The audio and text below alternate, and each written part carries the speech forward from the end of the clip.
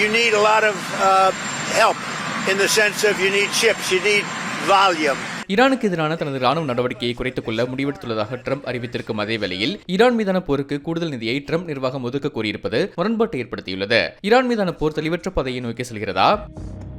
ஈரானின் பயங்கரவாத ஆட்சியை முடிவுக்கு கொண்டுவரும் இலக்கை அமெரிக்க ராணுவ நடவடிக்கைகள் வாயிலாக அடைந்திருப்பதாக ட்ரூத் சமூக வலைதளத்தில் ட்ரம்ப் குறிப்பிட்டுள்ளார். மேலும் ஏவுகணை திறன், விமானப்படை, கடற்படை, அணுசக்தி என ஈரானின் மொத்த பாதுகாப்பு திறன்களை அளித்துவிட்டதாகவும் இதனால் மத்திய கிழக்கில் ராணுவ படைகளை குறைத்துக் கொள்வது குறித்து பரிசீலனை செய்து வருவதாக ட்ரம்ப் பதிவிட்டிருந்தார். இது மட்டுமல்லாமல் ஹோர்முஸ் நீரிணையை திறக்க உதவுவதற்கு தயக்கம் காட்டும் நாட்டோ நாடுகளை கோழை என ட்ரம்ப் குற்றம் சாட்டியிருந்தார்.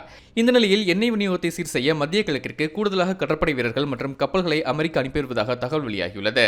எரிவாயு விலையேற்றத்தை கட்டுப்படுத்தும் நோக்கில் ஈரானிய எண்ணெய் மீதான தடைகளை அமெரிக்கா நிறுத்தி வைத்துள்ளதாகவும் அறிவித்துள்ளது. இதனால் விரைவில் போர் முடிவுக்கு வரும் என யூகங்களும் முன்வைக்கப்படுகின்றன.